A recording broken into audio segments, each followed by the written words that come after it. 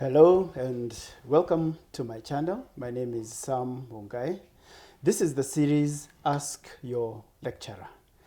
This week we have an interesting approach because I have one of my students with us here who is going to introduce himself, and then we are going to talk about envelope journalism. Hello guys, my name is Charles Kirubi and I am a student in Neves College. I am taking journalism and mass communication. I'm delighted to be learning today with Mwalim, and we go direct to the question, would you kindly answer what is brown envelope? All right, brown envelope journalism is actually a form of corruption where journalists or a journalist receives some cash so that he or she can write a story in a certain way, or he or she can kill that story. Now, where it got its name from is before the digital era, a long time ago, money used to be placed in brown envelopes, and then it would be given to the journalists as an inducement. But now, due to technological advancements, it's not really placed, the money is not placed in brown envelopes. It's actually done through money transfer or in cash. So the name brown envelope means it's the money that is being given in an envelope. Yes, it's that money that has been placed in an envelope and given to the journalist as a bribe.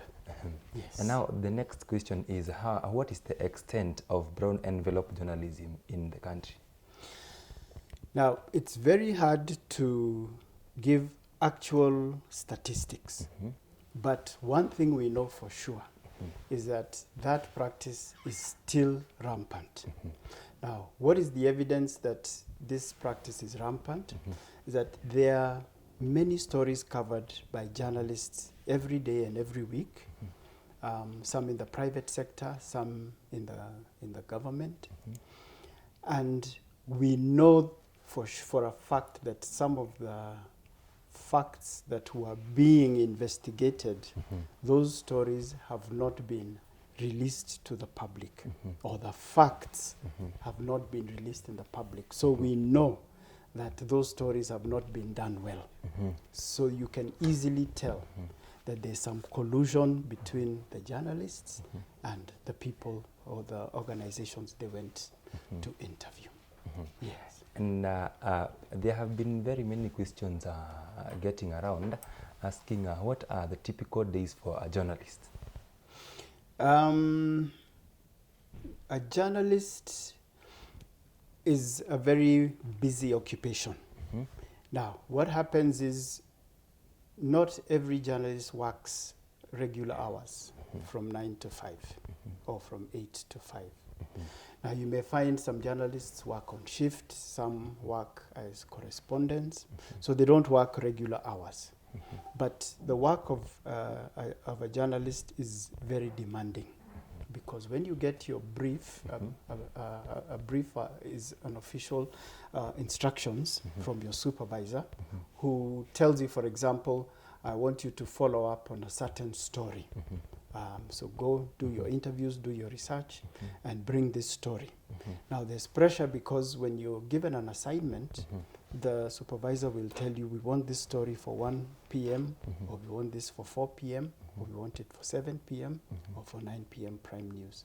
So that now gives the journalist a lot of pressure. So you can't actually say a journalist's job is from 8 to 5. The job varies from the nature of the work that you have, or the project that you are working on. Yes. We have been seeing most journalists, I don't know whether my thinking has been right, they do wear neatly, they look smart. Are the journalists paid well? Is journalism work paying well? Well, what happens is like every other profession, you must start somewhere. So there's an entry level pay where journalists start from. Now, as a journalist, like any other job, you have to work hard and prove to your employer that you are valuable, that you can do the job. And that's how you get promoted. So the entry level payment is competitive.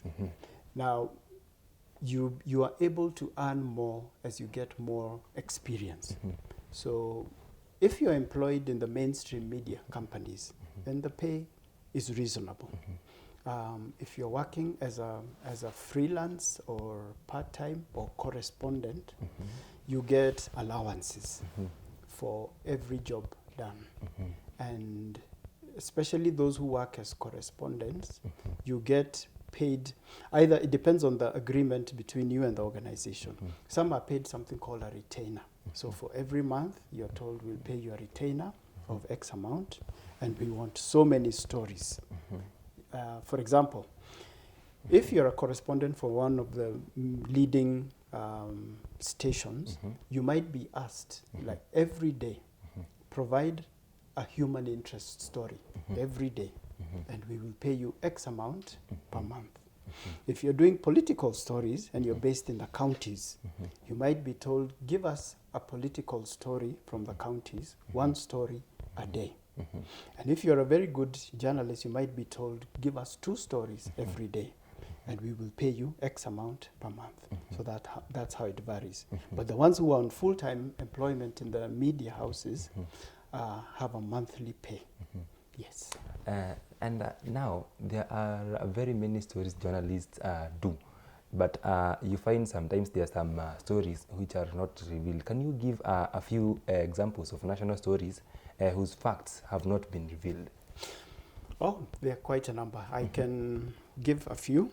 Now, for example, recently in this country, there were demonstrations, and a farm of the former president was attacked. Yes.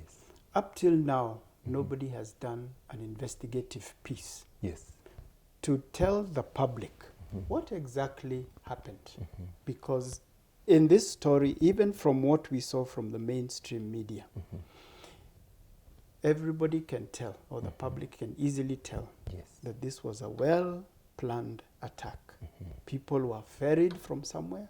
They had power saws to cut trees. They knew which gate to enter. They knew how to maneuver around that place. So somebody needs to do an investigative story. So that story hasn't been done conclusively. A second story, there is an example of the China Center on Thika Superhighway. That has been a very controversial story. The public needs to be informed through an investigative story. Are these Chinese who are in this country? First of all, are they in the country legitimately? Have they fulfilled all the business requirements? Why is it that their products are so much less priced than the average price of commodities in that same sector? It appears to be that they have some government protection. Why is that so? That business model has a lot of protection from the government and a lot of interest from some government officials. Those are irregular happenings. Somebody needs to investigate and find out how that is happening. There's a case also that is in court as we speak, where 50 CASs have been appointed. But the law, the constitution, only provides for 23.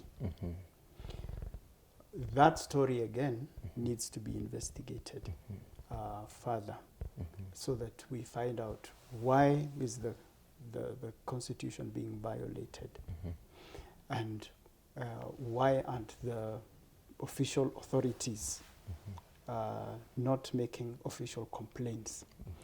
There are many stories such as those which should be done because it is a right of the citizens. Remember that every citizen has a right to information. So those stories have to be investigated well and the information availed to the public. Oh, yes. Yeah. And now there are very many students who have been having the desire or they want to venture into the mainstream media. What could be your parting words to them? Well, for any student who wants to become a journalist and join the mainstream media, I'll tell them first to work hard in school and obtain their diploma or their degree. While they're in college, they should build a portfolio. That is a collection of work that they have done. And they should be broad in their approach. Even though your passion is in reporting, say, for TV, do stories for radio, do stories for digital marketing, do stories on human interest, do a political story, do a story on the environment. So broaden your skills so that by the time you're looking for a job in the mainstream media, your portfolio will be able to market you. And also demonstrate to your future employers that you are flexible and that you are professional. And going forward in the near future, future employers want somebody who is multi-skilled and multi-talented. Somebody who can write a story, somebody who can shoot video, somebody who can take photos, somebody who can edit, and somebody who can work as a correspondent, so that you are flexible. That way you'll make yourself versatile and marketable. Yes. Now, after I have done all this, I'm still in the challenge of brown envelope. How could you advise me as a journalist so as to avoid this temptation of brown envelope? Well, for one, I'll tell any journalist or any student aspiring to become a journalist, invest in yourself, invest in your skills. One of the reasons why people accept bribes is because they are poorly paid or out of greed. So I'd always ask or advise a student to invest in themselves. How do you invest in yourself?